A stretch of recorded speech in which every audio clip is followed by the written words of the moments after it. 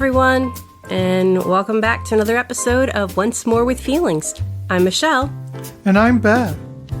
And we're going to experience the emotional roller coaster of the movies that we watch and discuss.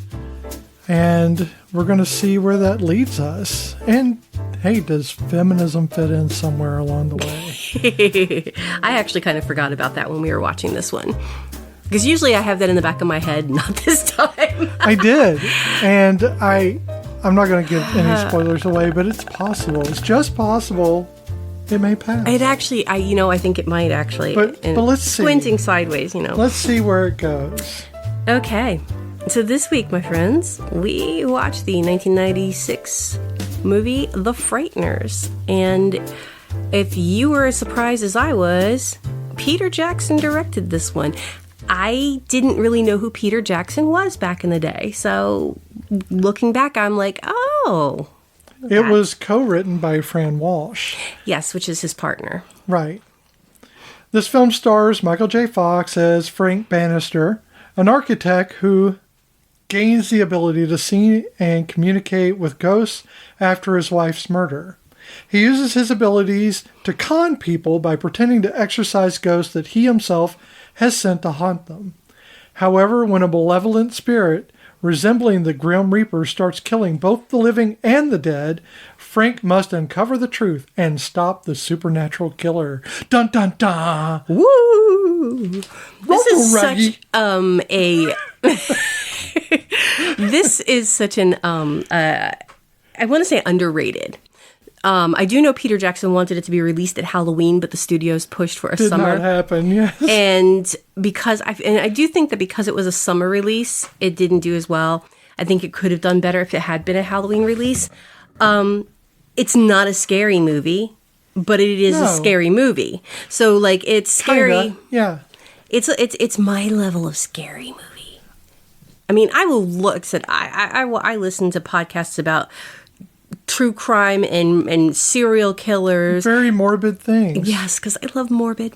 And I do love scary books. I want a book to scare the living piss out of me. But I don't like to watch scary movies. I can control it in a book. I cannot control, and I hate, and especially and I am not a squeamish person, but I hate fucking bloody scary movies. They just do nothing for me. And it's nothing against people who like them. I just don't find it's not entertaining to me. So did you see Saw? No. I can't bring myself to watch Saw. I can't. Never seen Hostel. Making a joke, but I like that you're going with it. So we're doing that. Let's just go that way. I mean, I tried to give him a chance, but I just have an issue with it. I can't control the scary. And I don't like that. But I'm afraid of the dark. I am a grown-ass woman who is afraid of the dark. I don't like gore So this is something you can really, I think, sink your teeth into for an analogy. Okay.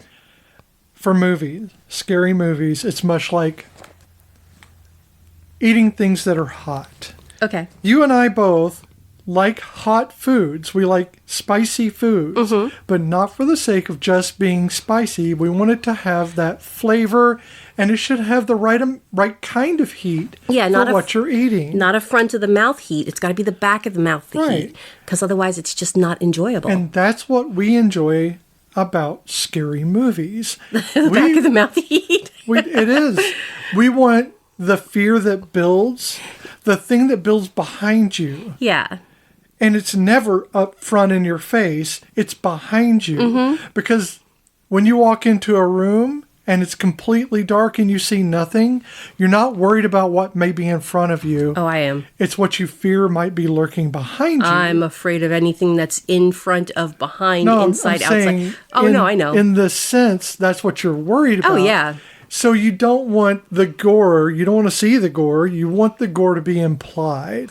Yeah, no, I get that. And like movies that I do find entertaining, not because they're scary, because I do like a good jump scare. I like a jump scare. That's the scare that makes me go, okay, I got that. That gives you, that's my adrenaline rush and what I get out of these movies. Going through the haunted house, yes. We've been watching New Girl again. And So, like, for most people who, like, most people watch the Conjuring movies and get nothing out of them because it's like, they're not really scary movies.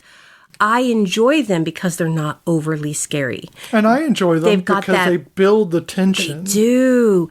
And that's the kind of, and that's the anxiety that not in your stomach, that's what I don't enjoy that in life, but in a scary movie, that's where I enjoy it. It's that anxiety, the anxious feeling you start to get because you know something is gonna happen. And if it doesn't happen, that's even, to me, that's a scary moment too, because you don't know when it's gonna happen.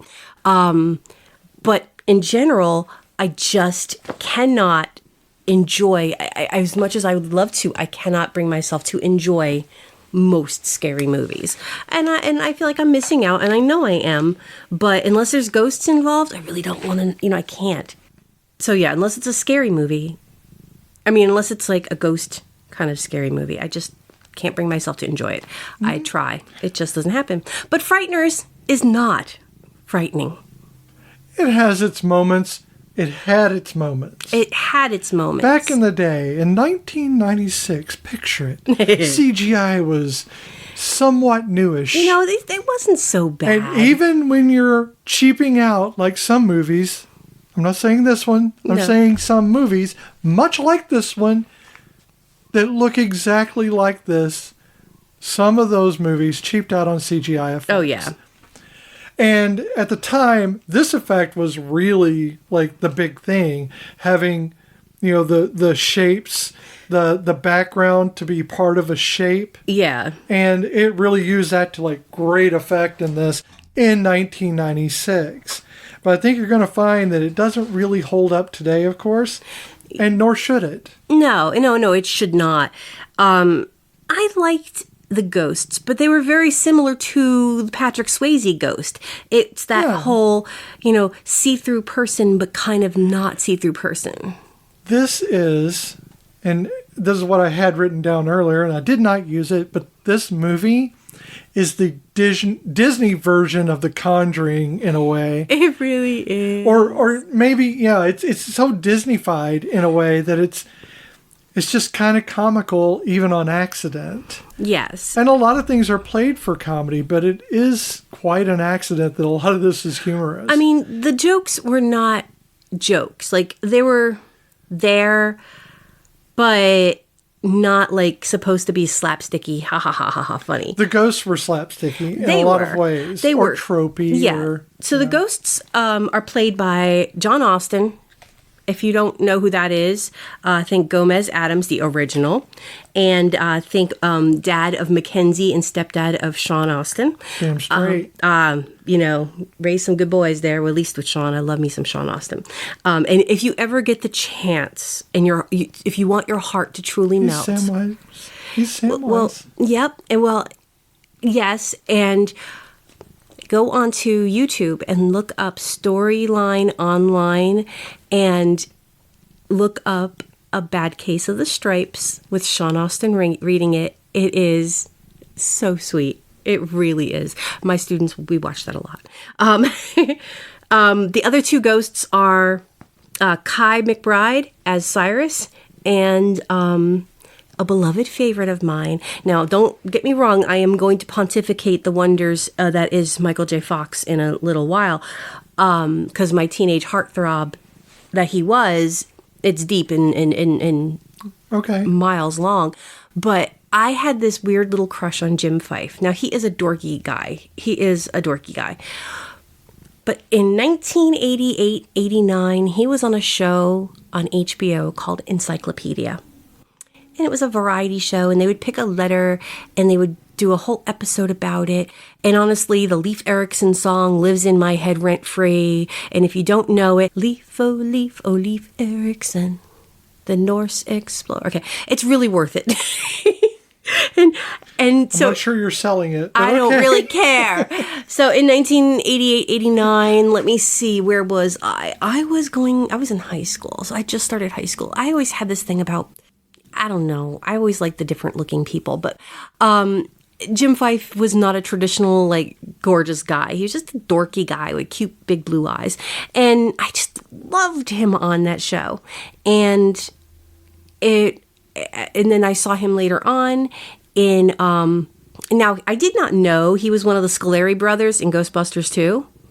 Because they're in costume, so I didn't know that. How would you know? I know, exactly. But when I was looking up what he had seen, if he did anything else that I knew, that was one of them. Okay. But he was in the remake of Dark Shadows. He was Ben and Willie Loomis, which I believe were twins. I don't know. It's been many years since I watched Dark Shadows. That remake was really good, and I was so excited to see him in it. So yeah, Jim Fyfe, one of my young crushes. Okay. I'm sorry, I'll keep going on. So, I don't know if I don't know. So let me go back to my original question.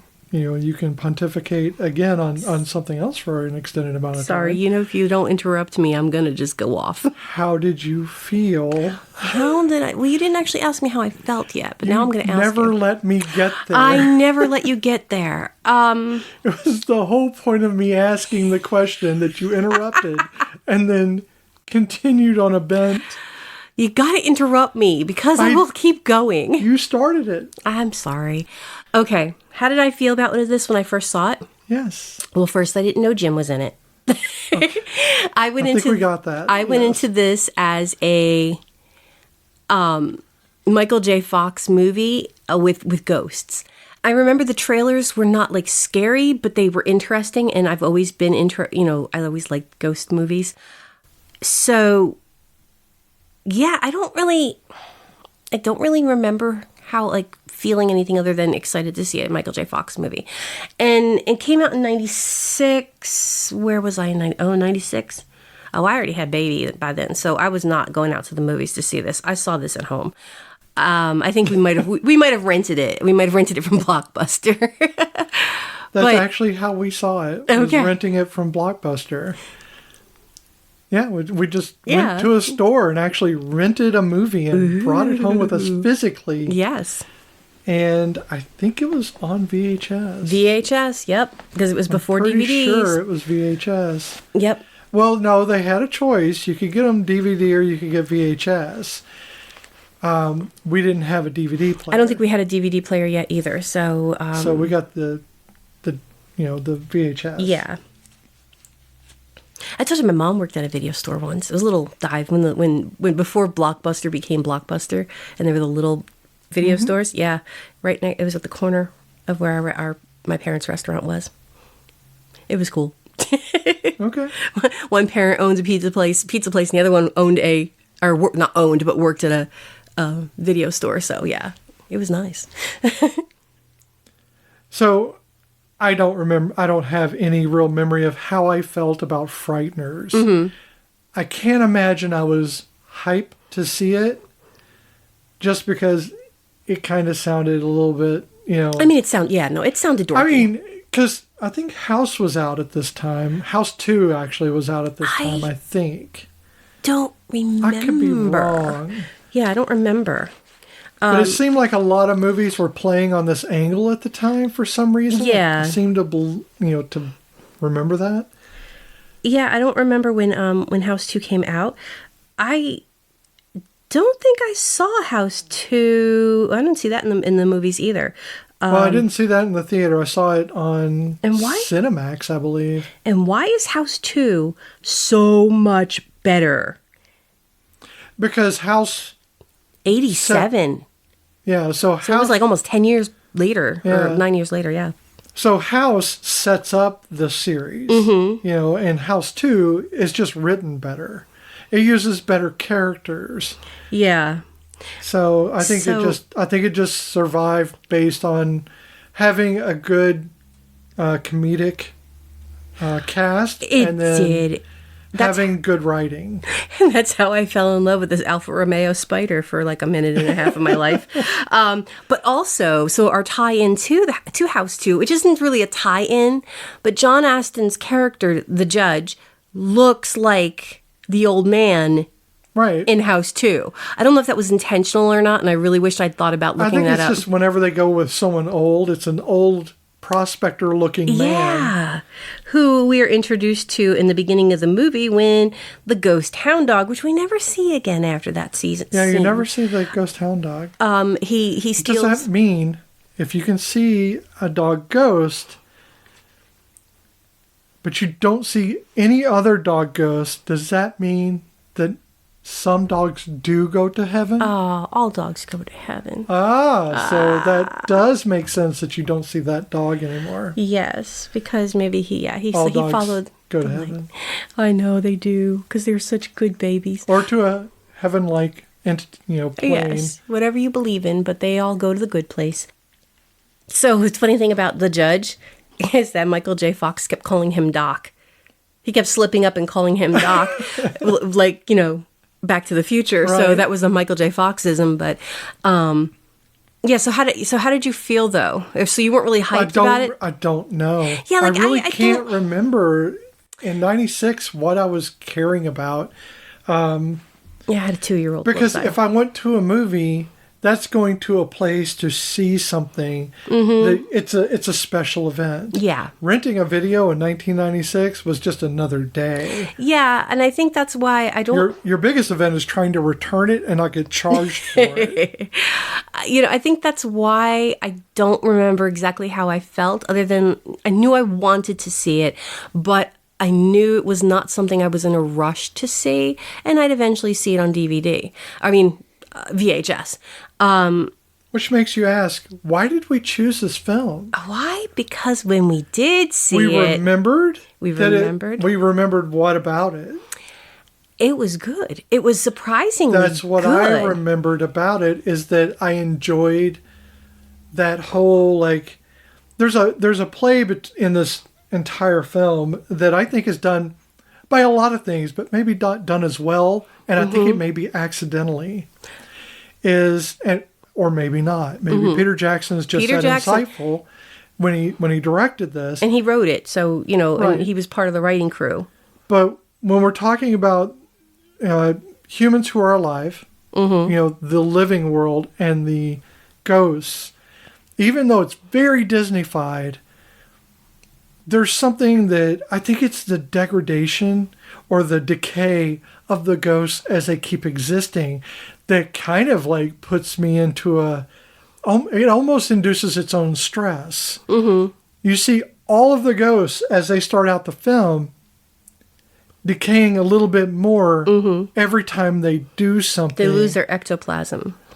Or it dries up or something like that. But even the asshole, I forget his name. Oh, Ray? No, not Ray. I didn't write him down because I don't know why. Yeah, Ray. Okay. Peter Dobson. Okay. Who plays Ray Linsky, who is one of the first deaths we see in the movie as far as like character-wise. Yeah. Or primary characters. Mm-hmm. So Ray dies, and he comes out basically exactly like he looked in life. Yeah. Except he's got a little ectoplasm kind of shining on his face and stuff. Yes, and it seems like it eventually like leaks from eyes, nose, and mouth. But that's as it continues. Yes. As the movie continues, and it seems like it jumps a couple of days. Mm-hmm. And it goes through several days in this movie, so it's not all in one day. In fact, Ray was alive at the very start, and then he was dead later and being buried, all within seemingly just the same day. But it was not. We know the time moved forward because he obviously got other calls. Well, also, Frank, which is Michael J. Fox's character, gets called to Ray's house because of... So really, we need to explain a little bit about Frank. Frank Bannister. Who is I don't know. I mean, he's a psychic investigator. Yeah, but what was he before? Frank Bannister.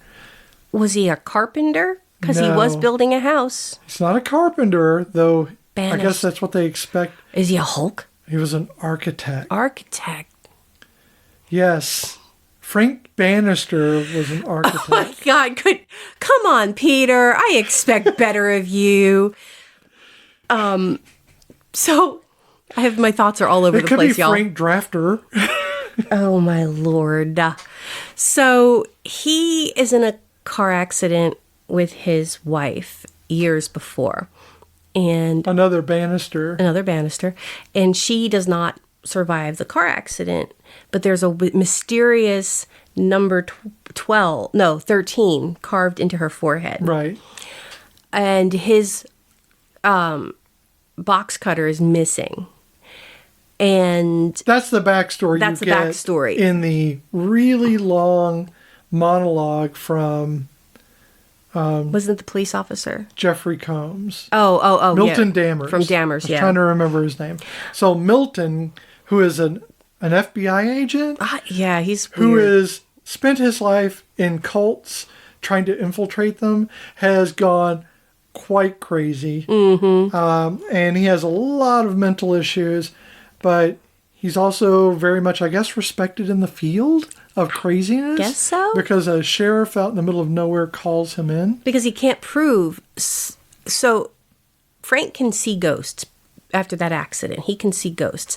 And when he slightly bumped his head. Yes, and he has a couple of ghost friends.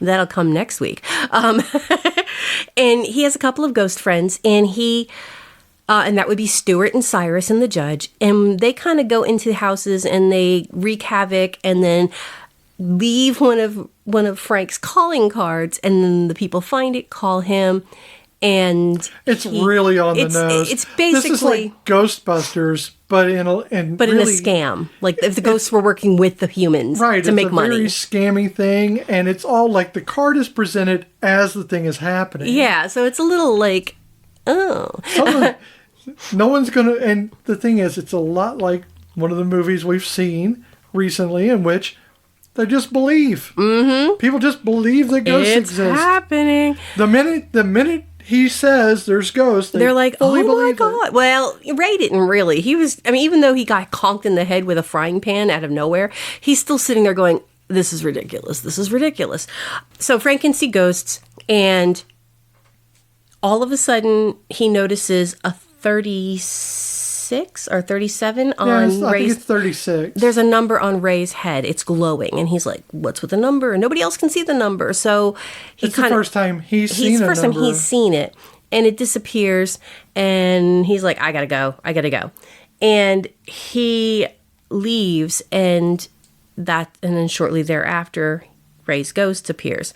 So he's starting to realize that these numbers glowing on people's head, and it really sinks in when he goes and talks to Ray's widow, right, Lucy, and Lucy, he's talking through, the ghost is talking through Frank, and she wants to know what's going on. Turns out Ray invested $16,000 of hers and made a bad investment and lost everything. And she was kind of pissy. So this scene where Frank is sitting there really at a date with Lucy. With Lucy. So Frank is on a date with Lucy while the ghost, and it's not seen as a date, but it's very much set up like a date. There's flowers and everything. Yeah, it very much interacts like a date. So if anyone were looking out from the outside of that situation, seeing those two together, it would look exactly like they're on a date. And I think day after her husband was buried. And I think that's very intentional. Yes, no, it was I think so. I think that's kind of the way they want you to see that from, is this is kind of a date, because they get involved emotionally, not physically, but emotionally, very quickly with each other. Yes. And they're both doing that trauma bonding in a way. I think Michael J. Fox, who playing Frank, is really giving that, I don't know, tortured soul thing all through. He doesn't care about, I understand that kind of, that level of depression. Yeah. That you just let everything go to shit around you and you're just surviving. You're not thriving, you're just surviving. But this scene very much evokes that scene in Groundhog Day with Andie MacDowell, where she's sitting there trying to convince, I can't remember the character names and stuff, but Bill Murray, that he needs to see a doctor or whatever. And he's like, I'm basically a god. Yeah. Small g, not a big G. And that scene pretty much acts a lot like that. That's kind of when they confirm the like in the situation. Yeah. when the girl starts liking the guy. Yeah. Not falling in love. No. Just realizing there's something there. And there, he's kind. He's obviously been through a lot, but he's kind. And I don't know about every woman in the world, but kindness goes a long way, especially when you have been with somebody who is very short and not in height, but like short-tempered and short, just goes off the handle for nothing. And Ray does that. Ray, she's pissed about the money, and he's like, of course this is what she's going to be mad at. Da, da, da, da. It's he like, calls her a bitch. And he's fucking dead, and she can't hear him, and he calls her a bitch. And here is, Frank sitting there going, yeah. I'm not going to tell her that. I'm not telling her that. And I'm not going to lie to her. No, he went and told her. He said, he screwed the money. And he didn't say it maliciously. No. He said it in a very kind, I'm very sorry, but this is what happened way. Mm-hmm. And he'd already been calm and collective when he came into their house. And he was kind of scamming them, but she didn't know that. He was really getting out. He was scamming them in a way. But it was a way so he didn't have to pay for the damages he caused because he crashed into their fence the day before. Yeah, it was trying to get out of the cost of the fence and the gnome. Yes. That he ran over. So, after he hit the fence again coming back and ran over more gnomes. Exactly. So knowing that he can see dead people and knowing that he can see these numbers, he goes off into the bathroom at the restaurant and he sees a gentleman come in, and that gentleman has a number on his head. And then he notices that the walls do this really fucking cool thing. And I think this is why I wanted to see this movie. It's the bodies, the image of the body pushing out on the walls. I know it's stupid CGI, but at that time, that was new to me. Well, that's what I was saying at the start of this. Yeah. Is that is what this movie focused on as its thing. Mm-hmm. Funny ghosts, slightly funny ghosts, or at least very tropey ghosts, and then this effect. Yes. And so he tries to help the guy, and the guy ends up dying. Because what's happening is, they're having, heart attacks out of nowhere. Their bodies are completely... That's what it's seeming like it's what it to seems the living world. Yes. That they're having a heart attack. What's happening is... Frank can see that it's this Reaper-like figure shoving its hand in the chest and squeezing their heart to death. Yes. So that is basically what's going on is these numbers appear, the person gets killed by this Reaper guy, and he's now trying to figure it out. Well, and before all of this, you get a scene of a woman in a big old mansion or a big old house. Yeah, that's how the movie starts. Getting her ass kicked. She is getting her ass kicked by this ghost-like figure that is doing what you said, coming out of the floor and the walls, coming out of the carpet. And chasing her all around the house. Trying to choke her. Yep. All sorts of stuff. And then the mother, the older woman that's in the house, shoots it with a shotgun. Yes. And that's what you see at the start that kind of sets up the crazy that's coming. Yes. So Lucy's a doctor, and she goes to that house later on and to sew up the wound on the girl's hand. And the mother was like, well, you're not our doctor. And she's like, I just started there, and he's not, he's busy. The other doctor's busy, and I'm here to do this. And it is the house of Patricia Ann. And Patricia Ann is played by Dee Wallace. Side note, Dee Wallace's husband died during this film. Oh, shit. He died of a blood clot. And so she was flying back and forth from New Zealand to the United States. And Peter Jackson paid for all of her plane tickets.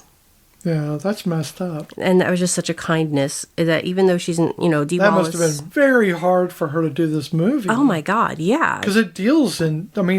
that's what this movie is about. It's not about the ghosts. It's really not. It's no. Not, it is kind of, in a way. A lot of this is just that thing of, when you lose someone you deeply love, that it's that grief that haunts you. Mm-hmm. It haunts Frank. So, and Frank feels that he's responsible, but even without that, there's that grief that lingers as the ghost, and for Frank, he can see these ghosts as it's all an allegory for grief and loss. It's a pretty easy step to get to. It is not subtle. No. In what it's trying to get at. He had been building a house for his wife, and she had wanted a garden in a certain location, and he paved it over and made a basketball court. And then that day she dies. But he had long hair and was wearing a zoot suit. So that's why. The suit was very zoot suity and fit. It was very odd. But yeah, he had this huge oversized suit, which I guess was a 90s style-ish. It's weird. And he had the long hair. Yeah. Which always looks weird on him. I know. He does look good with long hair. Yeah, it's always very odd to see him with long hair. I don't like it. But his wife dies. They have an argument about it. They go do something in the car, and he drives off. And then the rumors are that he had been drinking and that they had an argument about the paving over that area.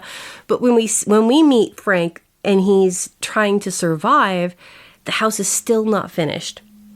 He can't. He's in a state of stagnancy. I mean, is that a word, stagnancy?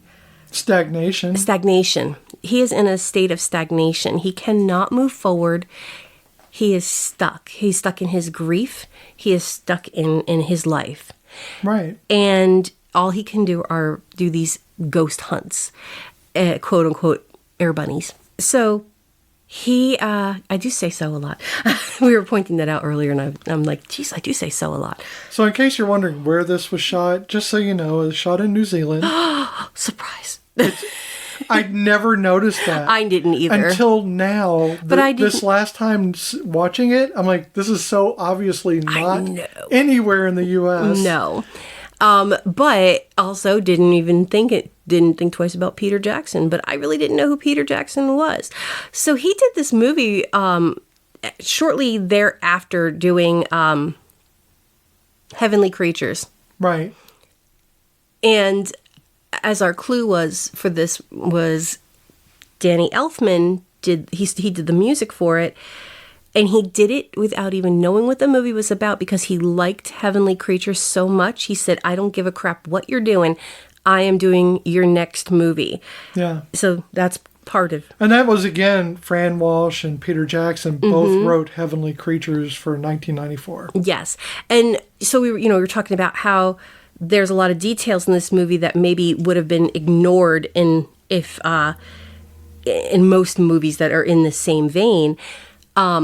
Michael J. Fox insisted on doing his own stunts and broke his foot.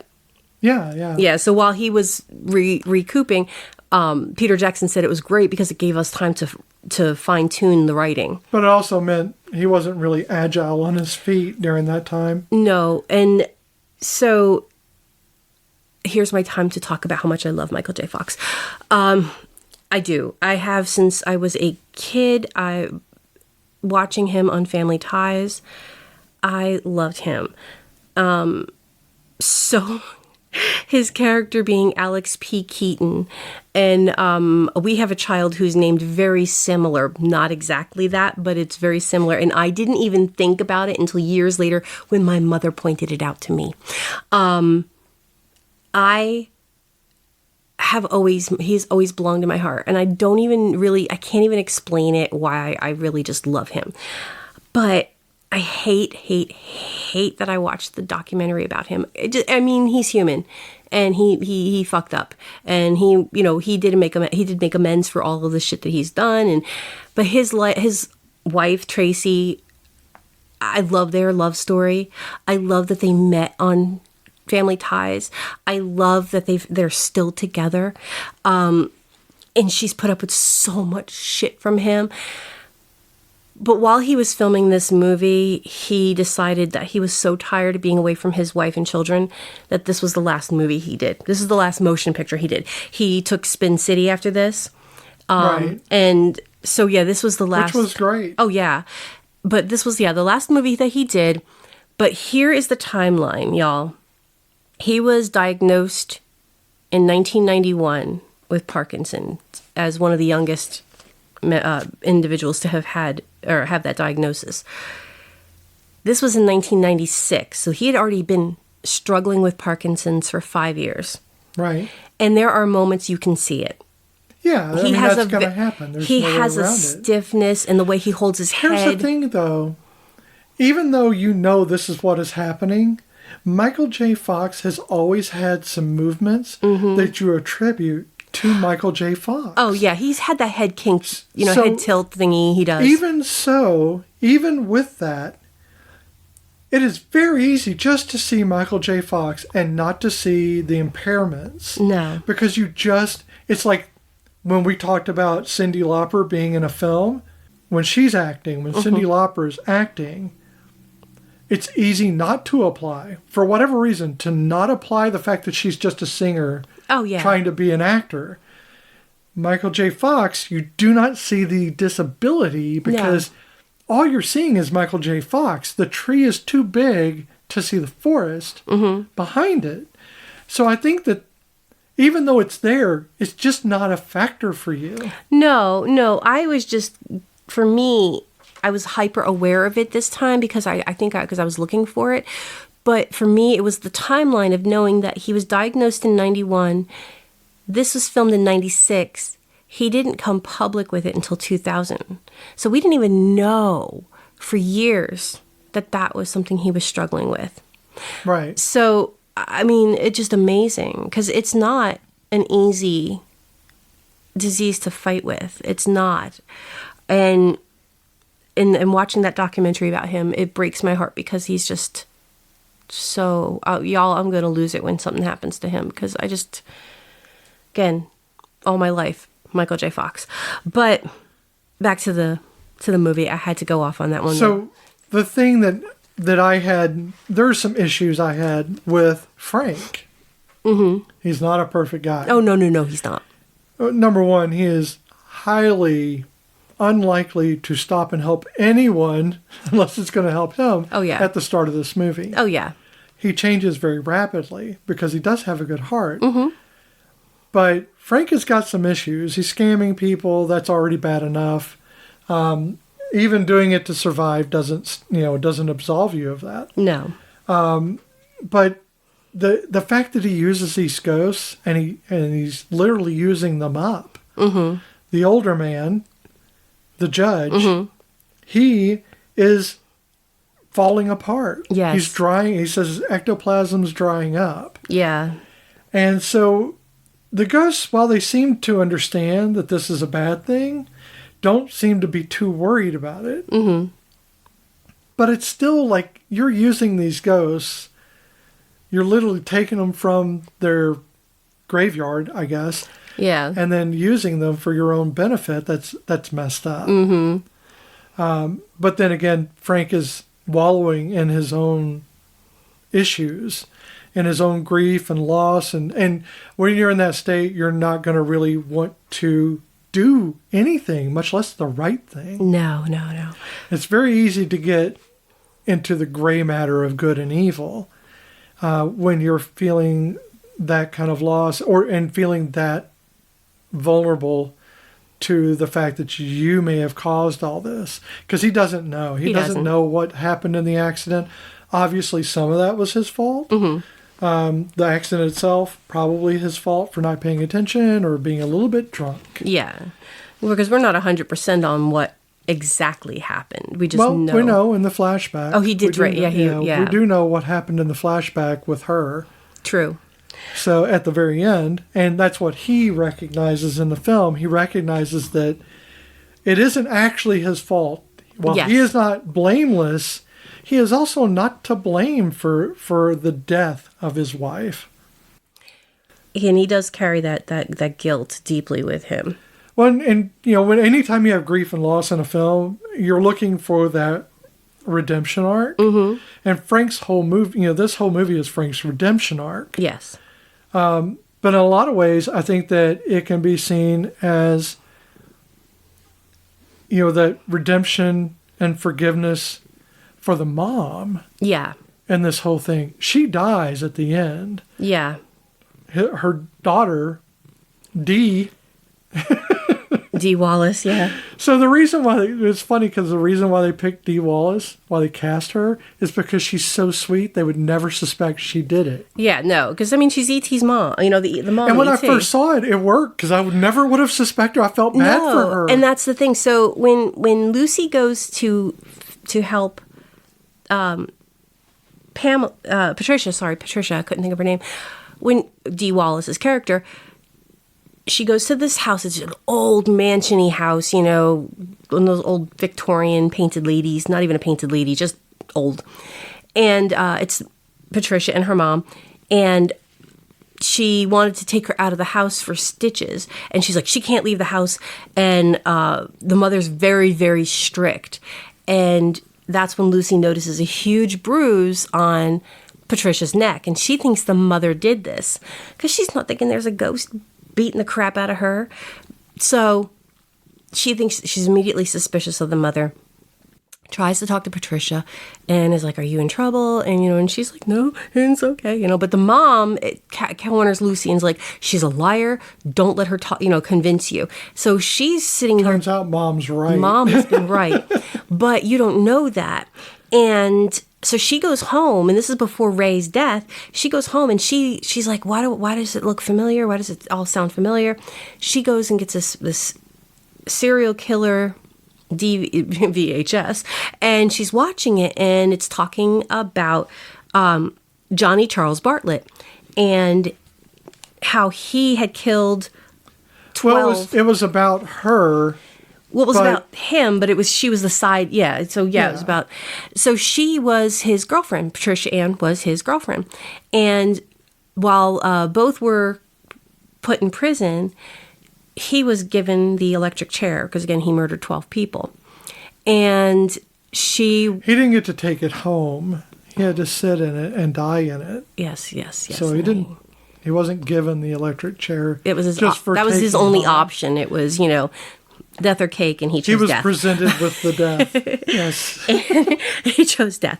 And she was put in prison, but then eventually she was actually given to her mother, and I think was she institutionalized? I feel like I missed that. She was, and then she was released to her mother. Yes, and the thing is she could never leave her house.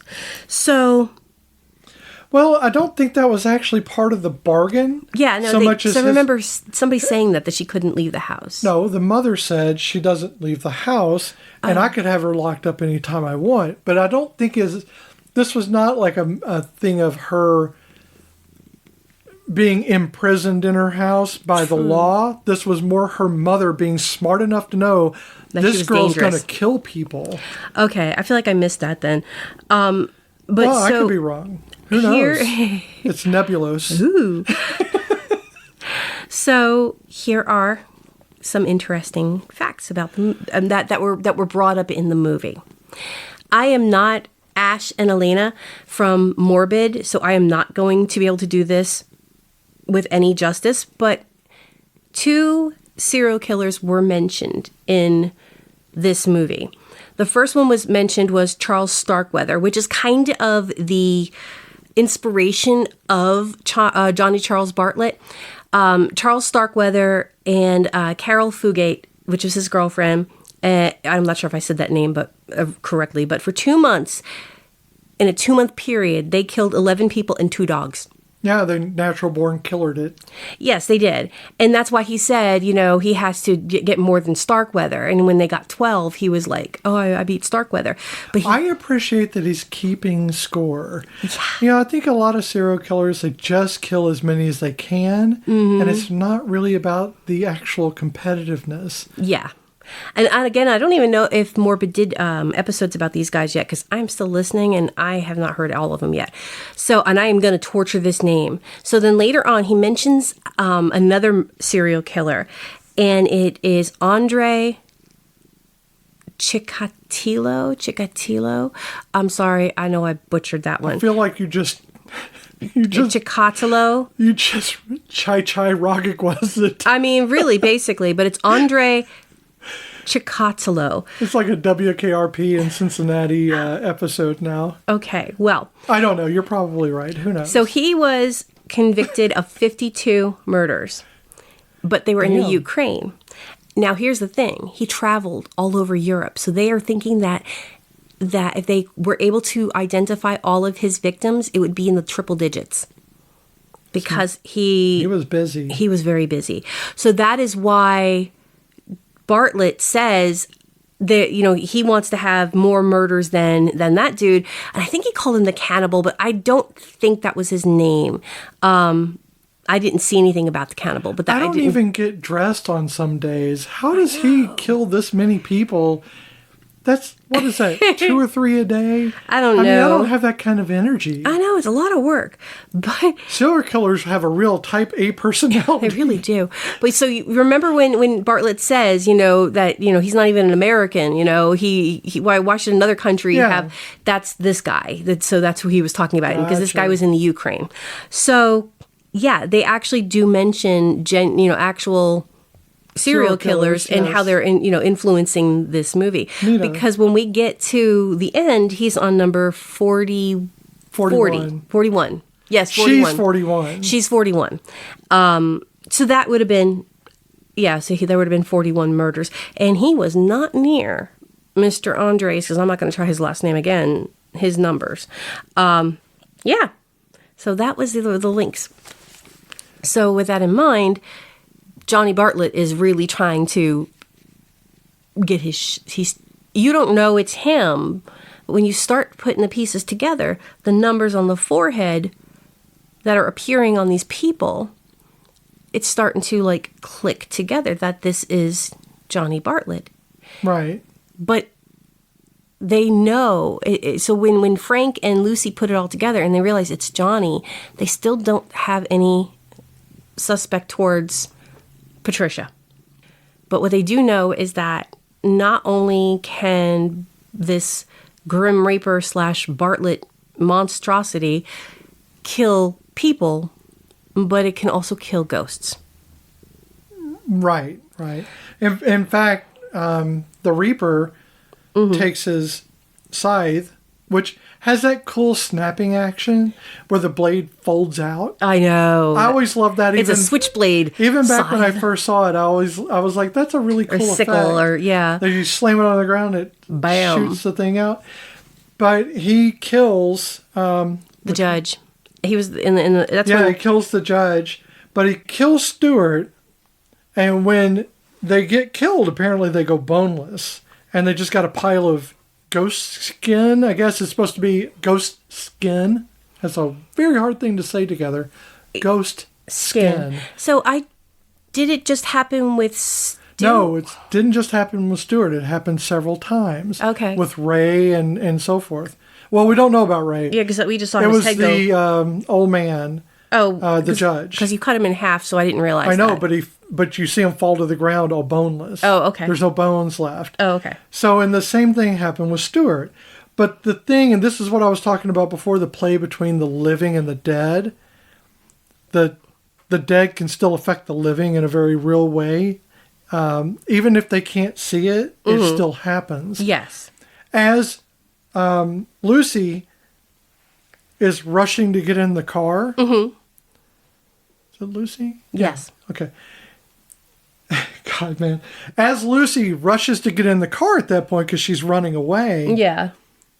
That pile of skin lands on the hood.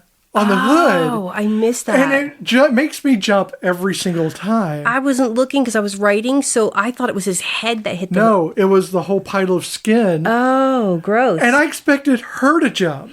Well, yeah. But of course she's not going to because this is CGI. True. And... she can't see ghosts She can't see ghosts, but it affects the living because it went thump. It actually, had an effect. And the reason why she's running out of the house, so when she goes back to the house to try to help Patricia, Ray sees the house, and the house is covered in black smoke. It looks like it's warbling, and it's just freaky looking. Oh, so it wasn't Stewart that fell on. Yeah, it was Ray. It was Ray. Right. Yeah, it was Ray. So Stewart died and went into a puddle. Yes. And then he just got left as a puddle, and I guess he faded out. Yeah. Ray is the one that dropped. I had that mixed up. I kept thinking it was Stewart for some reason. I didn't see how Cyrus died. I don't think Cyrus died, did he? Oh, no, he did. He did. Maybe he went off camera because he was wrestling with the Reaper. Maybe, yeah, because I was wondering, yeah. So she goes into the house and she's hiding from the mother was outside and she's talking to Patricia. Patricia like hides her in her room and they're talking and she's telling her about Johnny.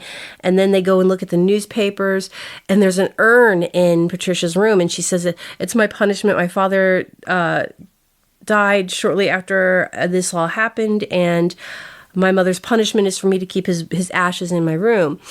And so then they go into the mother's room and look at newspaper clippings and Lucy's like, this isn't you, that's, you were young and you were misled.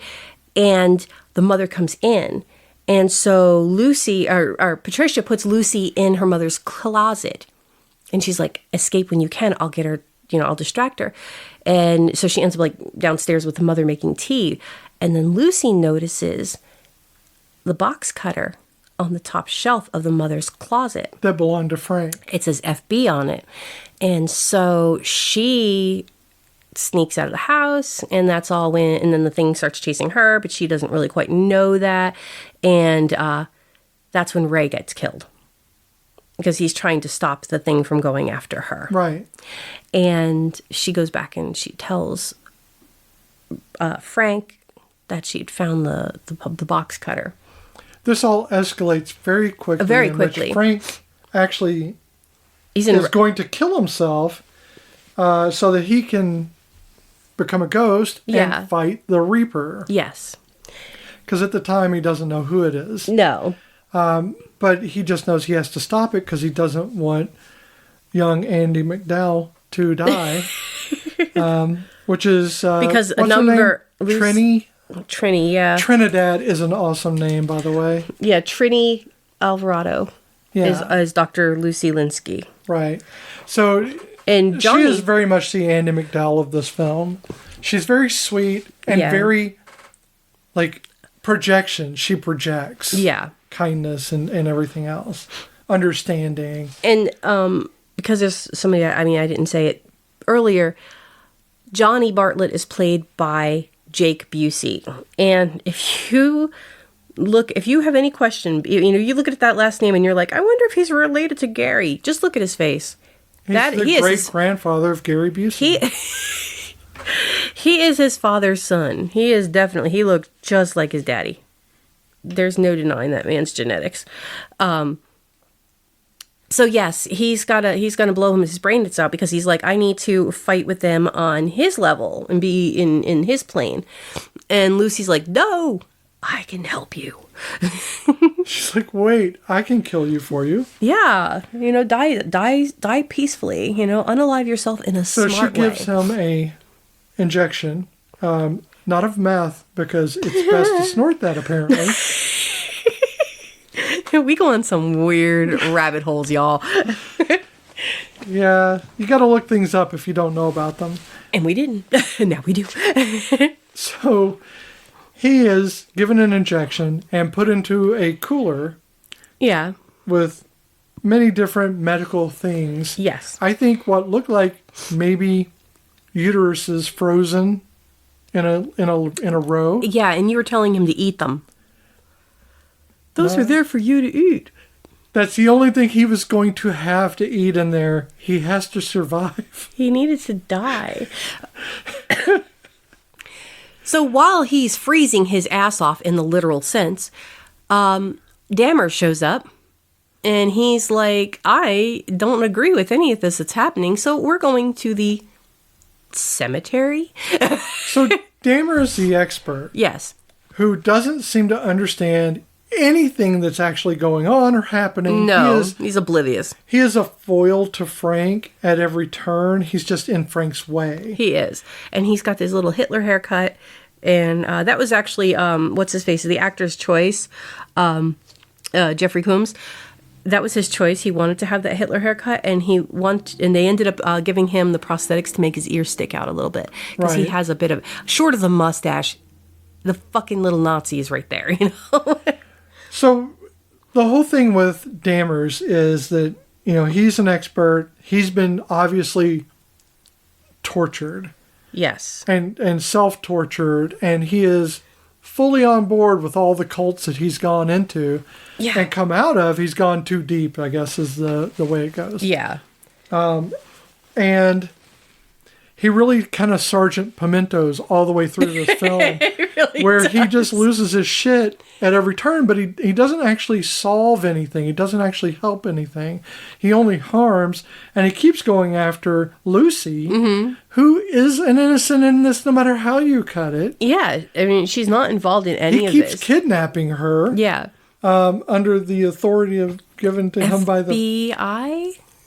By the President of the United States or whatever he said. Yeah, I mean... So, but, the line that sticks with me, has stuck with me ever since I saw this way back, has been what he says. He rips open his shirt. But I picture it so differently in my head that when I do see it, it's so completely different. First of all, for some reason, I keep remembering this as Crispin Glover.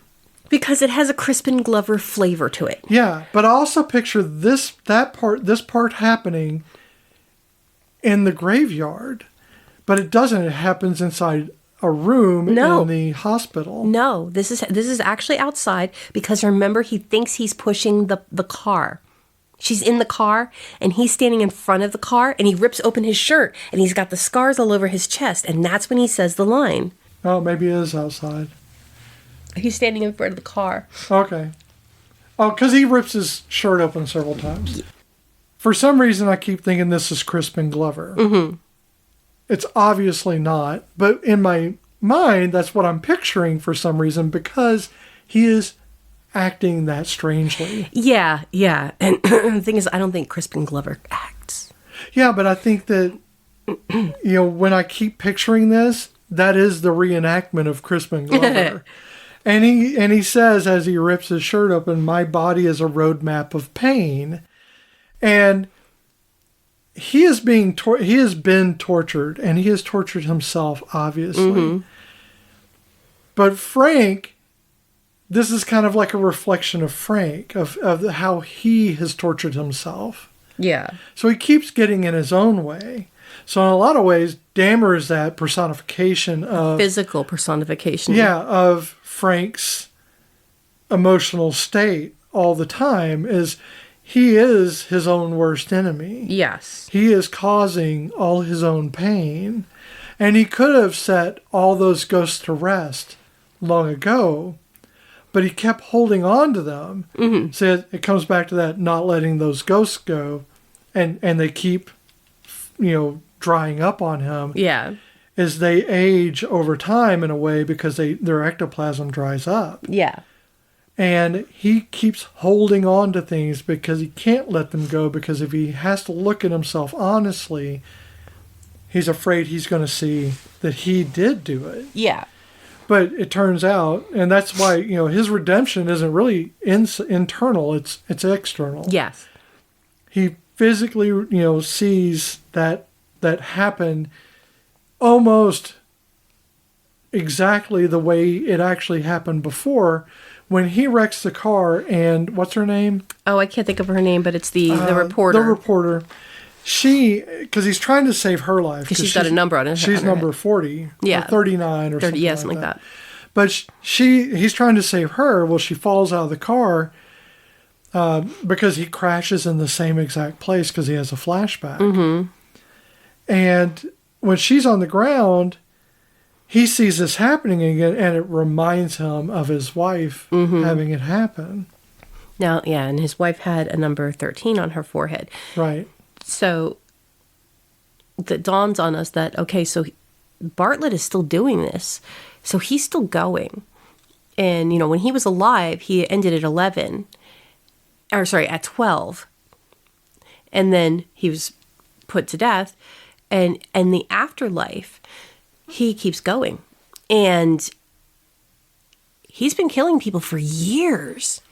And that's the thing. Unabated. Because when we come into the story, he's on number 37. And so you're like, what the fuck, man? It's been a thing, but that's a lot of bodies in a very small town. Because this is not a big town. It's a very quaint little town. It seems to be, New yes. Zealand. I don't know where it's supposed to be based. Yeah. I just don't know if they ever mention that. So Dammers he kidnaps Lucy, and he's not letting her revive Frank, and Frank only has a certain amount of time. And Frank ends up in the graveyard with them, and because he beats he's in the graveyard with them, and that's when the Grim Reaper shows up, and he kind of gets Lucy out of there. Well, Lucy escapes in the car. Yes. And he is shooting the Reaper with ghost guns. Ghost guns from Ermi. Yeah, we have Ermi, who is a military, obviously a Marine. Yeah. Who has been commanding that graveyard for a while now. I don't think they're all proud. And I don't think the other ghosts are too thrilled about it. Well, I don't think that I think he's right in not liking Frank, who keeps taking ghosts and using them up. Yes, and every time Frank is in the graveyard, Ermi comes out and basically yells at him. Yeah. And he doesn't really want to fuck around with him. But the Grim Reaper / Bartlett, he kills Ermi. And so Frank ends up picking up his ghost M60s and shoots him and hunts him down, but doesn't Bartlett kill Dammers at that point? Kill Dammers? Yeah, Dammers is a ghost at the end. Wasn't that when he dies? Yeah, but not right then. Okay, I thought that was when he dies. So, but he gets Lucy out. Lucy, he's escaping, and she, he's like, you have to go get my body, go revive it. I'm gonna deal with this dude here. And he shoots the shit out of the Reaper, and then he gets the face of it. It ends up like in big globs, and he gets the face of it, and he slams it. Who are you? And then it finally clears from this monstrosity of a face. The Reaper face to Johnny Bartlett. And that's when it really, really hits him what the hell is happening. And as they're all like dealing with this, and and another ghost comes up to him, and he's got a number 12 on his head, and he's like, thank you for finally getting rid of this guy. He took my life. And as he's talking to him, the goo and the gobs are all like going together, and they're slinking under the ground, and it all gets kind of pseudo put back together, and it falls into the sewer. Frank goes after him, and he's fighting with him again, but this time in the sewer. But then Lucy, I think that's supposed to be a crypt. A crypt, but I don't know. It had a grate, and it looked like it probably... It could be. I mean, who knows? And so Lucy ends up reviving him back at the hospital. Just before he actually he could have killed Bartlett then. And he says to her, I didn't do it, but I was so close. So they know that this is Bartlett because it's confirmed now. So Lucy's like, we need to go and save Patricia. He's going to go after her, and her mother's crazy, and we need to save her. And so they go back to the big house. So the best boy was Simon Higgins. Just want you to know that.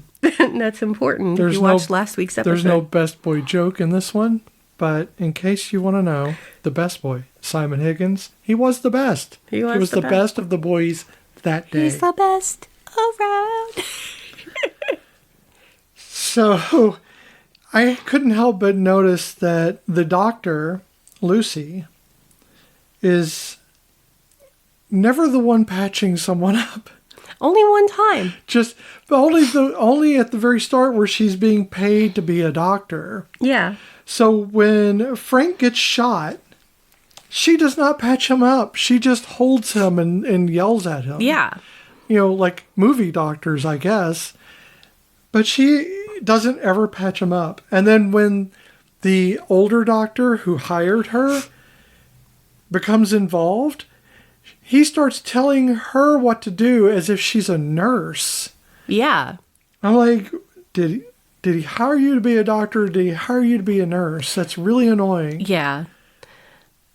But we find out that really, it was not just Johnny Bartlett. It was also Patricia. Well, yeah. I mean, you find that out. Because she kills her mother. and they end up in the asylum, or the hospital, the old hospital. The old hospital, because guess what? There are no churches in this town. None. They have to get the urn, which actually holds Johnny's ashes, yeah. Yeah. Not her dad's, but Johnny's. Right. So they have to get that urn full of the ashes into the church, or into a church. Mm-hmm. But there apparently are no churches in this town. They must take it to a chapel in the old hospital, the old abandoned hospital. Yeah. Why? I have no idea. It doesn't make any sense. Nope. There were obviously churches around. You had a cemetery.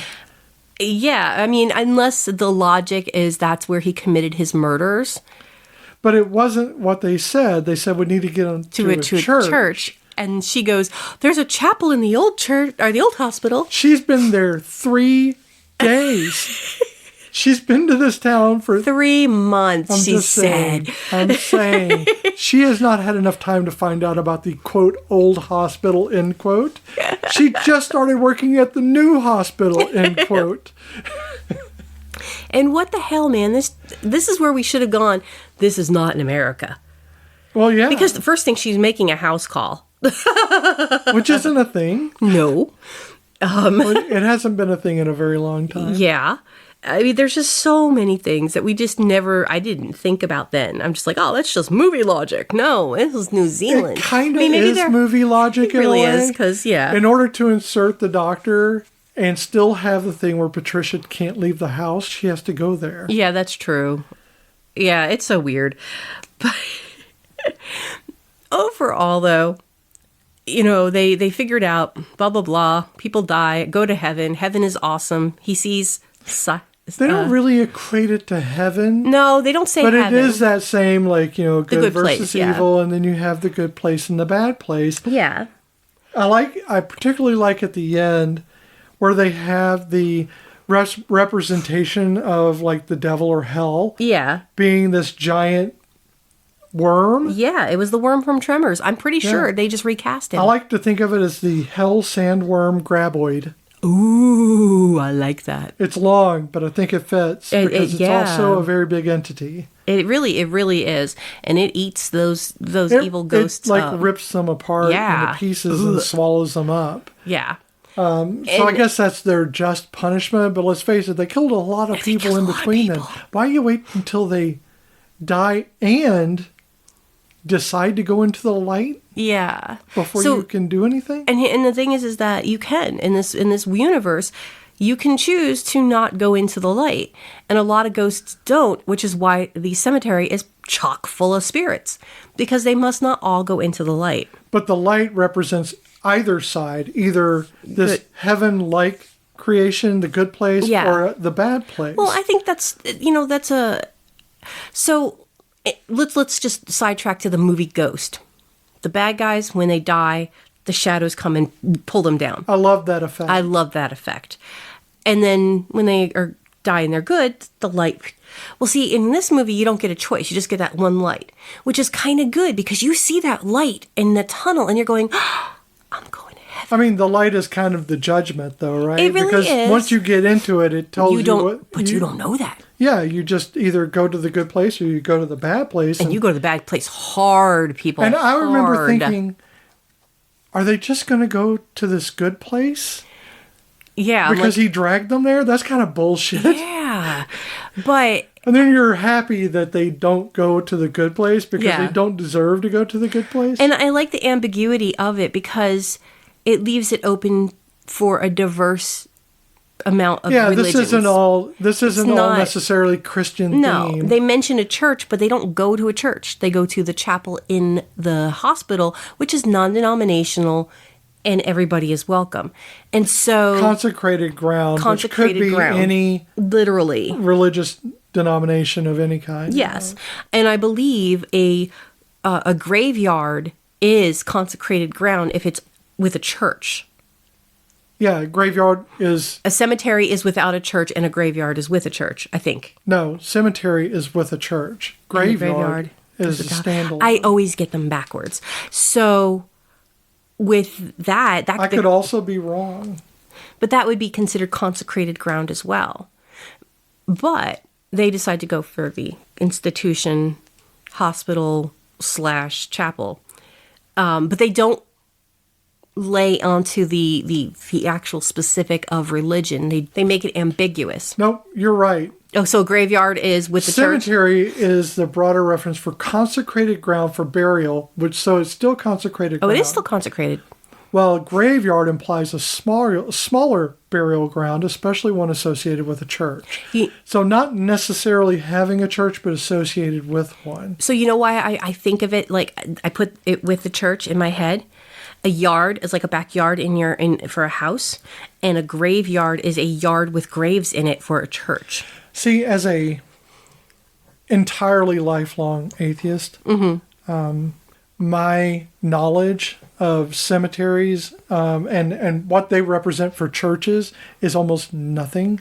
But I've read the Bible more than any Christian has. Me too.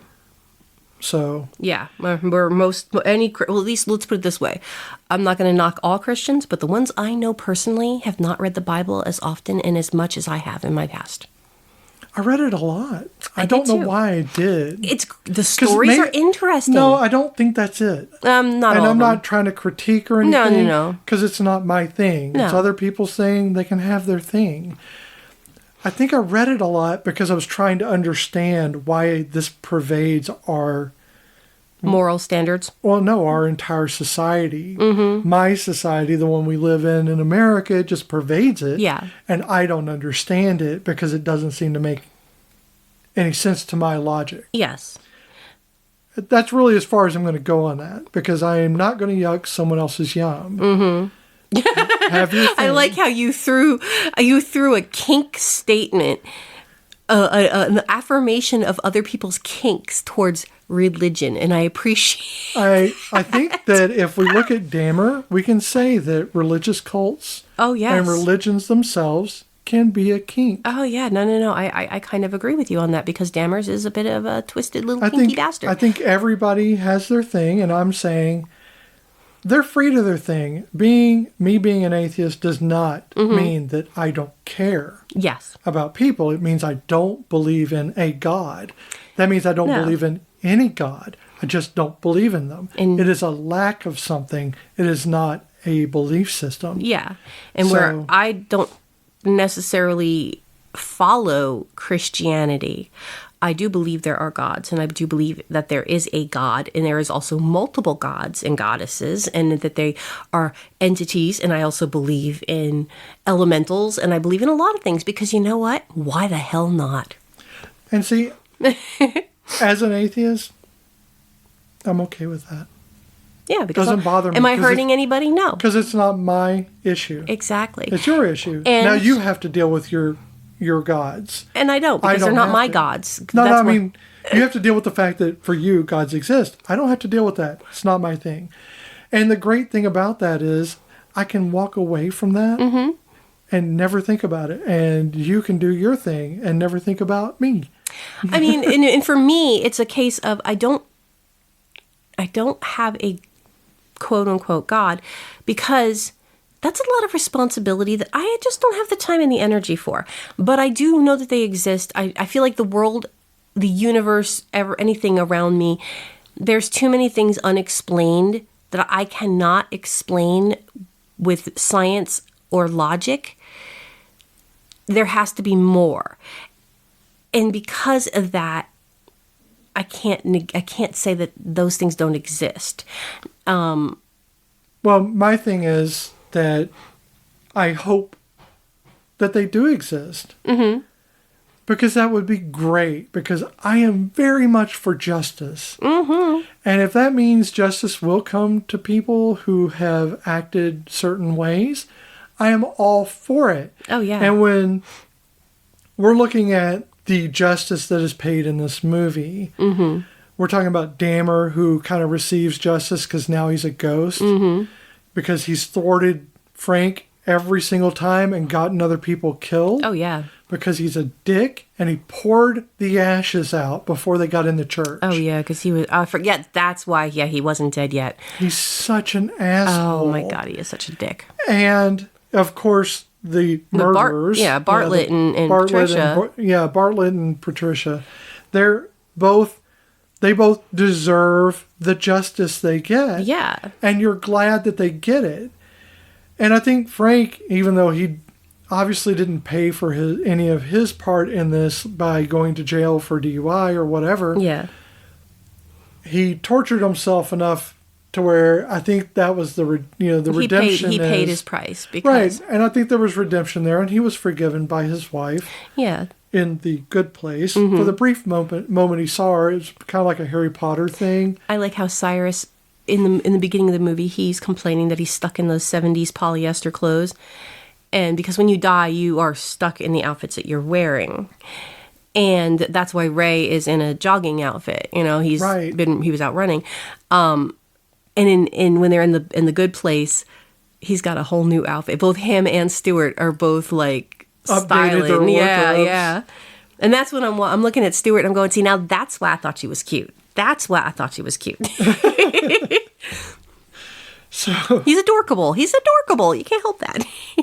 But I really appreciate the way that the ghosts were there, but they weren't the main characters. No. They were important to the plot, but they were not. But they revolved around the living. Mm-hmm. So they revolved around all of these interactions amongst the living. Yeah. But they didn't actually, even though they can obviously have direct, unlike a lot of ghost stories, they have direct access to moving things, stuff like that.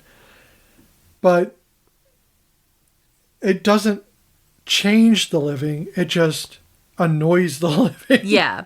So I don't think it's really hard to understand. Are other ghosts able to kill other people in this, or is it just the Reaper? So I don't think they can because Alfie was not able to punch Frank. Who's Alfie? Albie? The Ermy. Yeah. That's his last name. I can never remember his first name. Ermy was not able to punch Frank. No, he wasn't. He was able to hit at him, and because he can see them, feel something, but he wasn't able to actually hurt him. And remember that when the judge is trying to get his jawbone back and he's coming out shooting, he does hit Stuart in the head, but it healed up. And it hurts him. It hurts him, but it heals up. But I don't think he could have hurt Frank. Well, he was shooting, and Frank was ducking because he was ducking, I don't think he could actually kill him. So that means the Reaper had some. He wasn't collecting the souls because they were going up to the light. Mm-hmm. No, they were going to the light So that's what's confusing about that. Because the dude was up there, the one wasn't he? Yeah. So it's confusing as to why he thought he was getting anything out of this. Numbers. He was trying to rack I know, but it doesn't make him more powerful. So how is he gaining power? I don't think they explain that. Yeah. I mean, they imply that he's gaining power because he has the ability to do all these things. I think he maybe made a deal or something.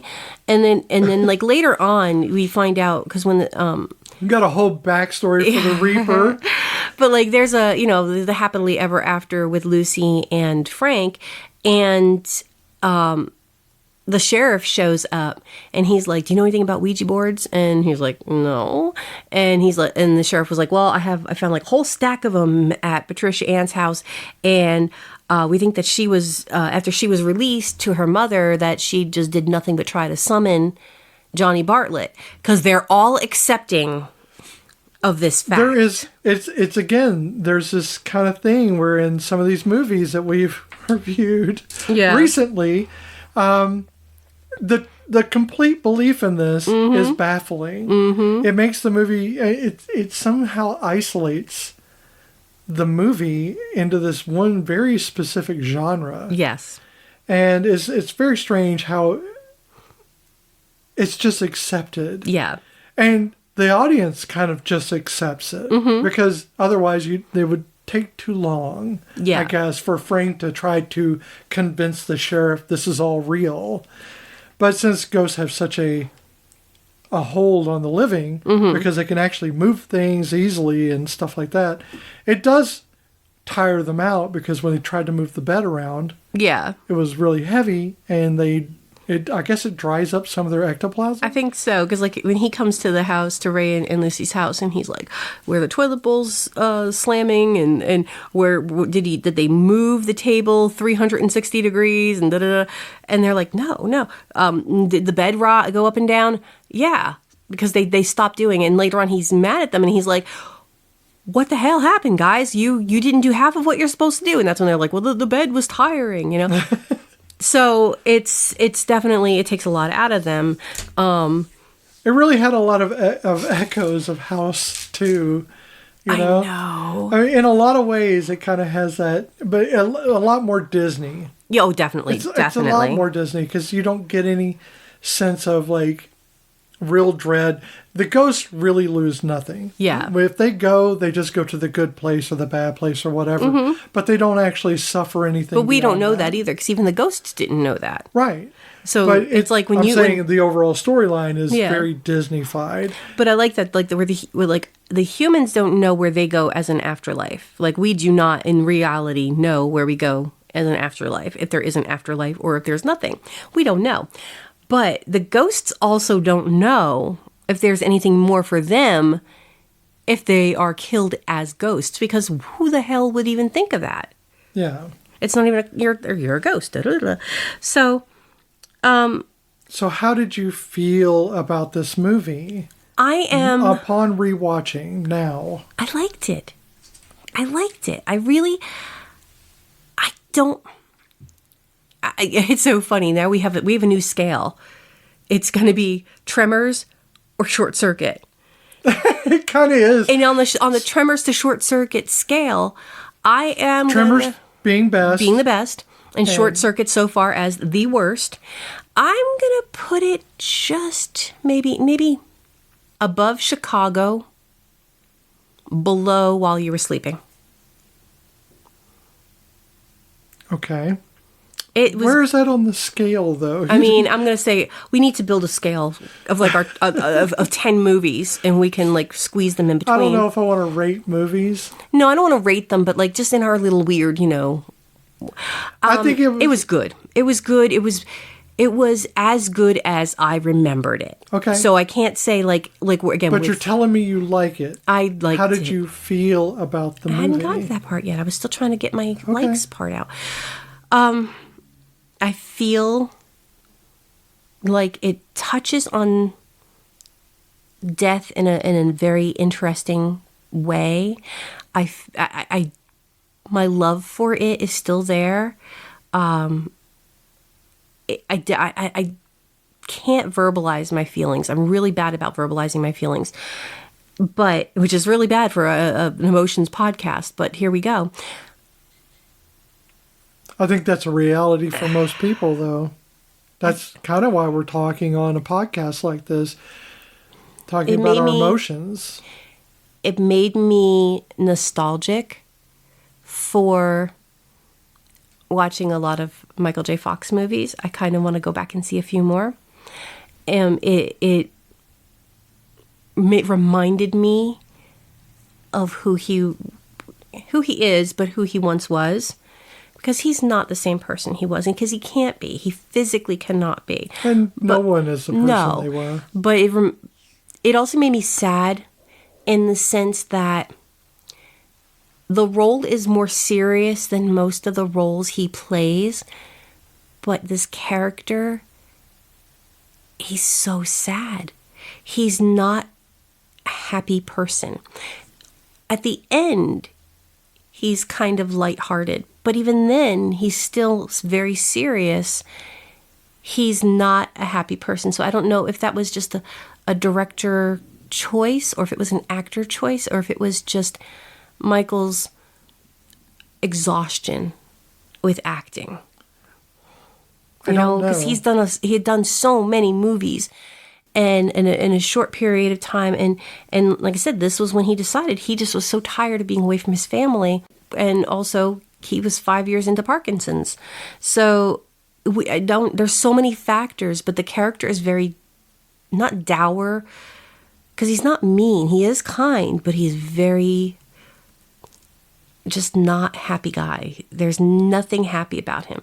Dude's eating a bowl of fucking cereal and he's not finding any joy in it. It's Boo Berry and or Lucky Charms, depending on which scene you're looking at.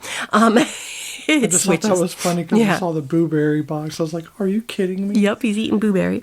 That part, that gives me sadness for Michael.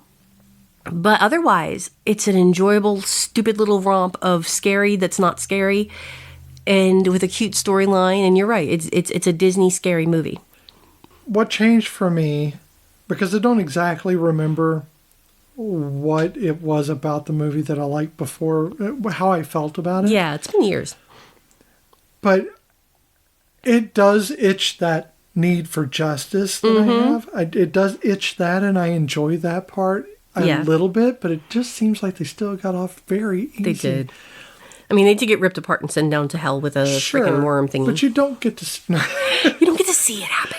Well, I mean, sort of. But my thing is, it is easy to define Frank's issues. It is very easy to look at other people and to define what it is about them that makes them tick.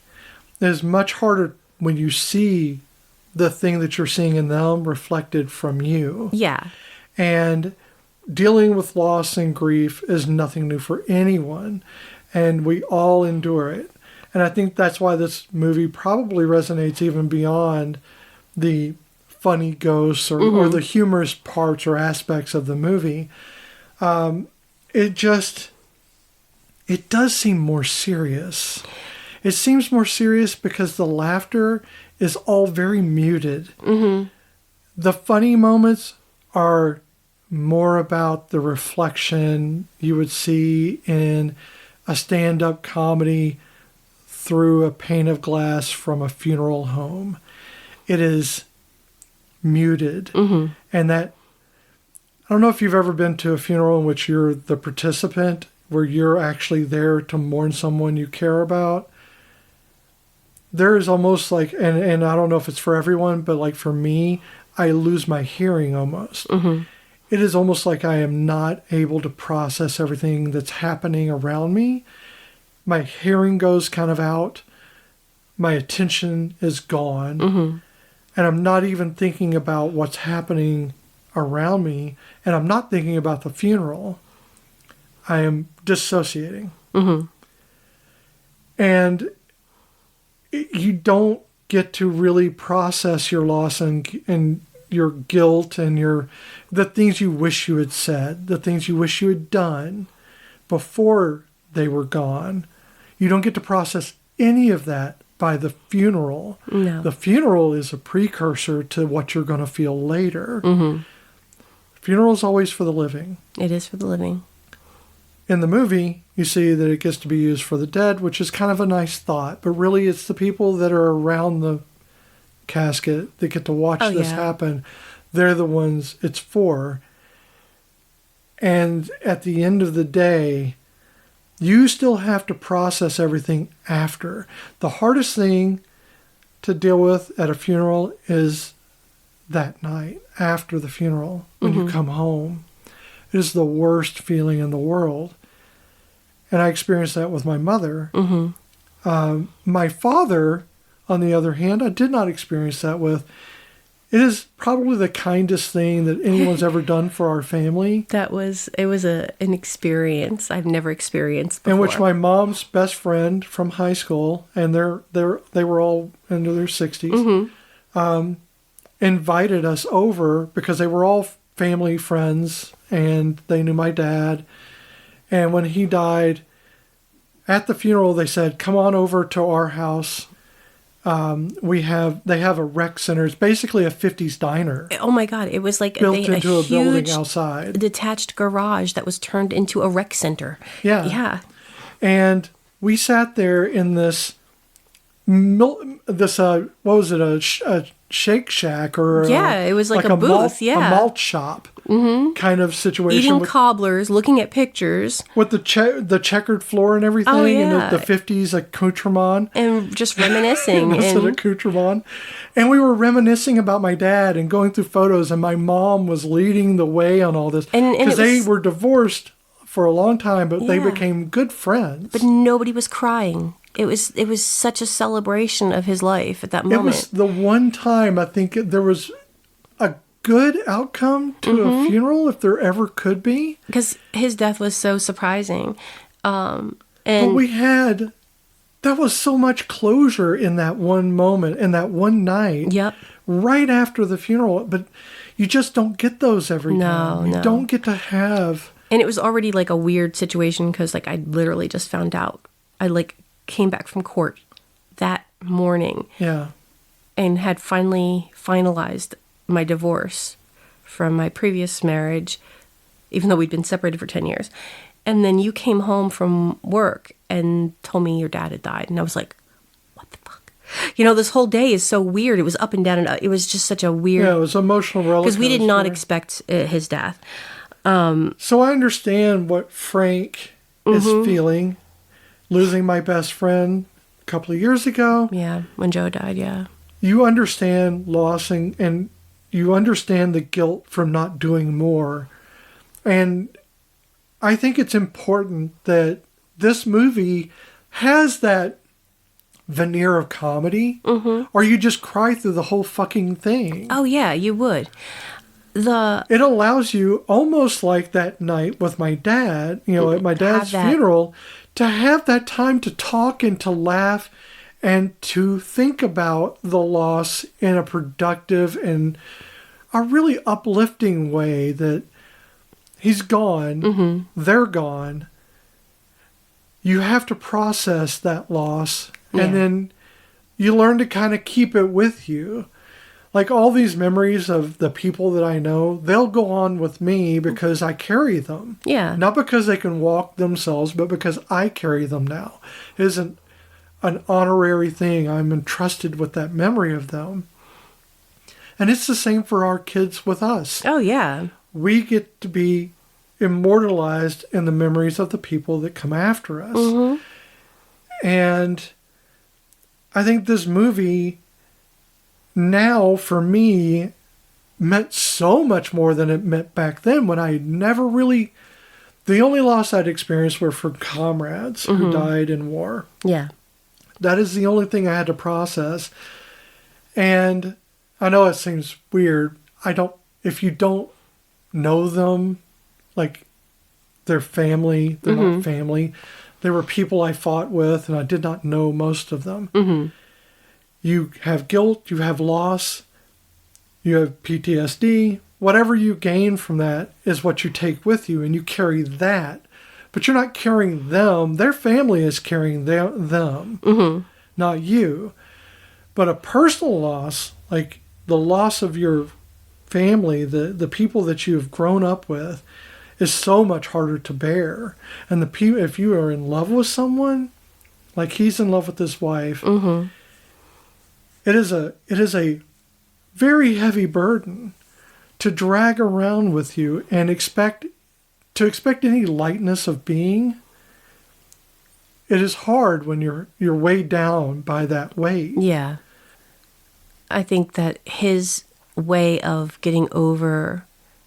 not getting over, but like, so when his character dies and he's up in the good place and he sees his wife and she just tells him to be happy, and then he gets sent back to his body, his way of coping with that and dealing with that, the mourning and just finally coming out of the haze, was ripping down the house.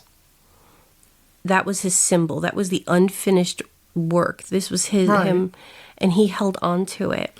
Well, that was his guilt. Oh, yeah. He was holding on to that guilt. He wasn't going to let it go because he was torturing himself. Oh, yeah. And we all do that.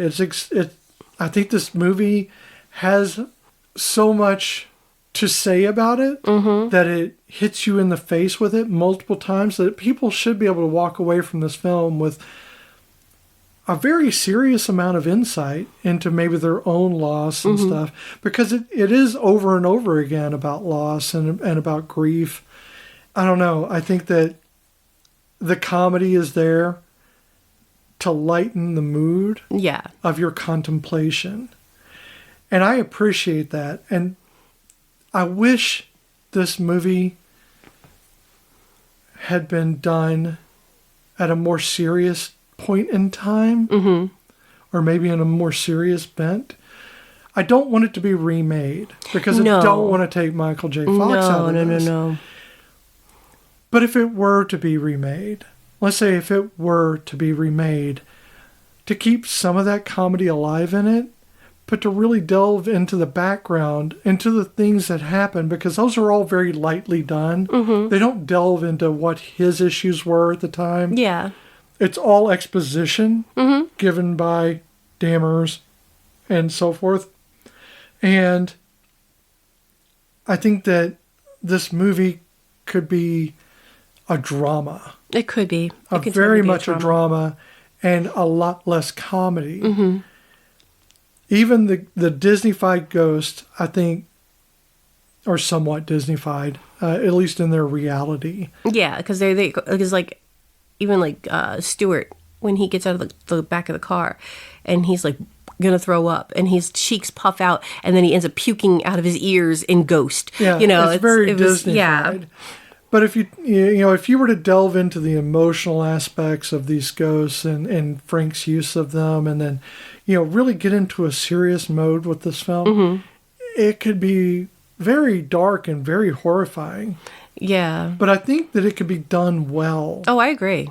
And still be a tool for grief and loss. Because it's a really interesting story.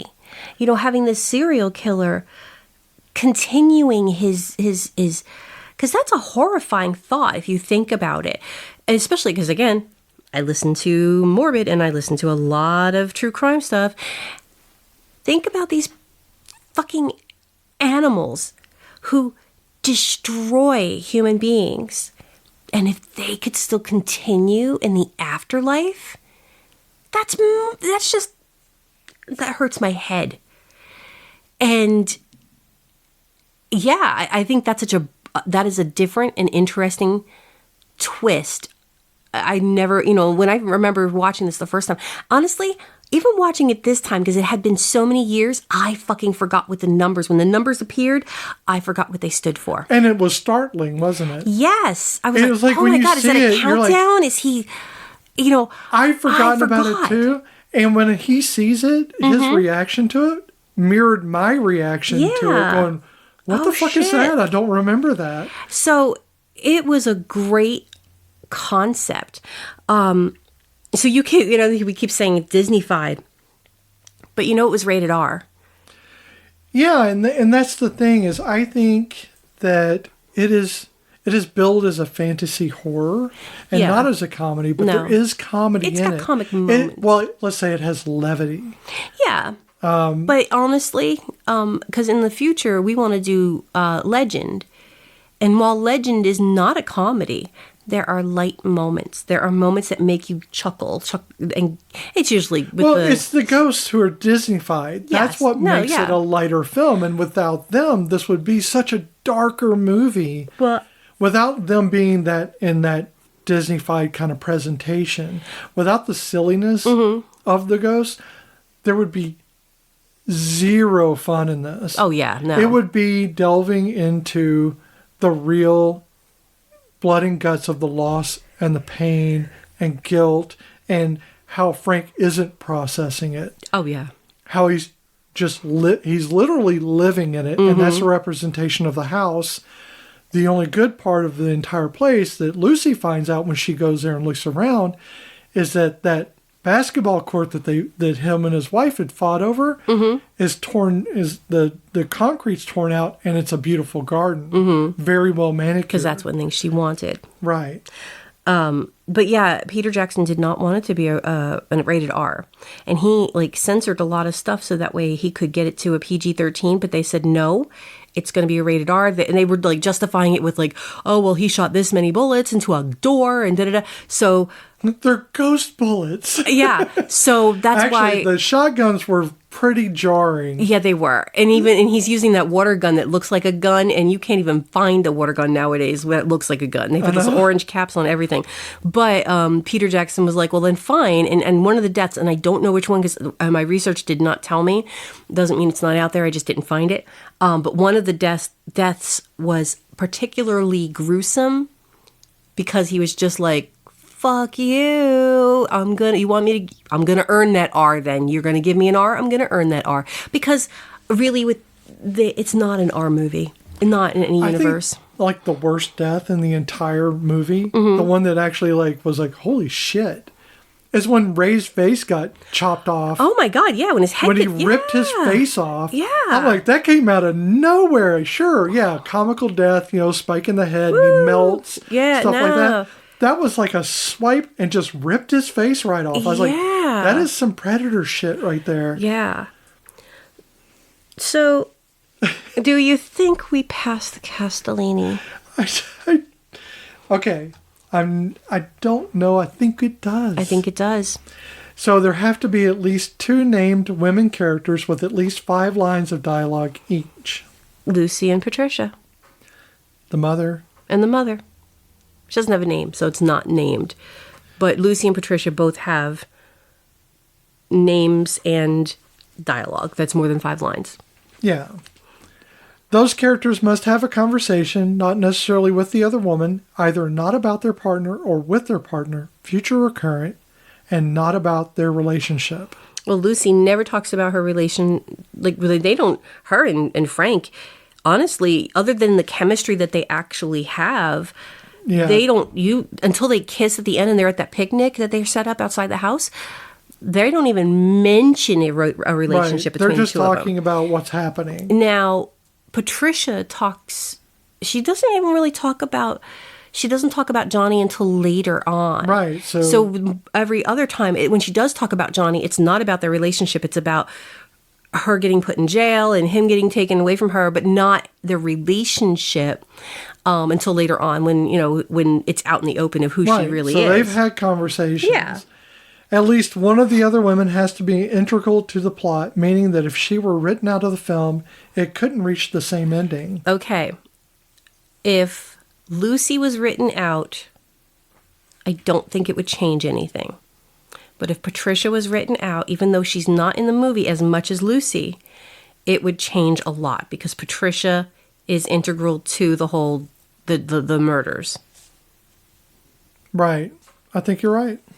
So it does pass the Castellini, in my opinion. Yeah, logically, which is weird I think it does. With such a male-dominant cast.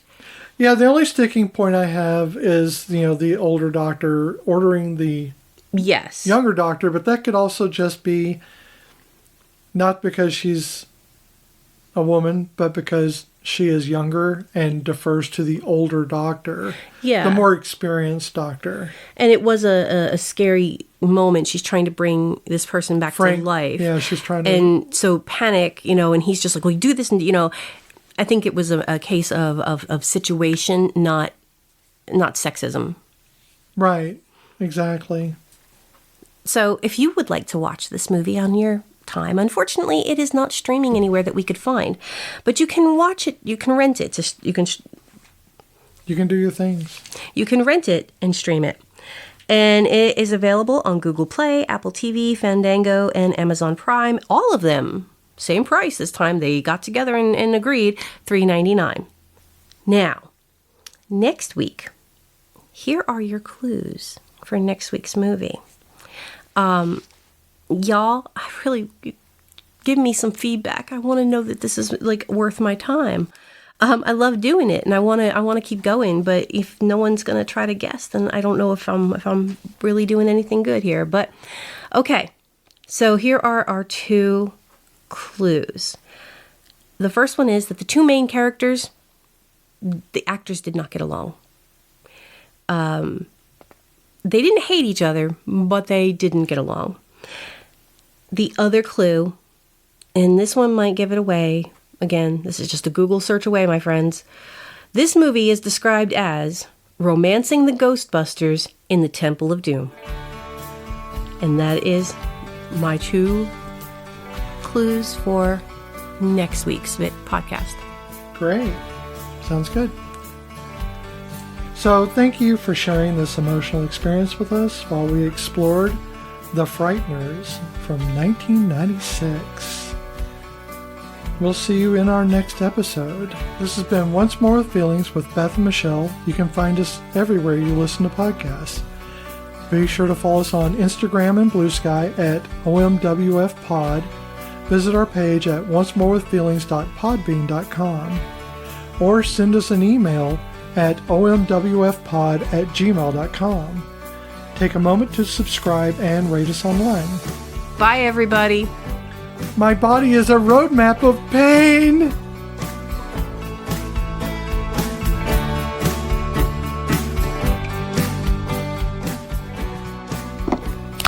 When a man's jawbone drops off, it's time to reassess the situation.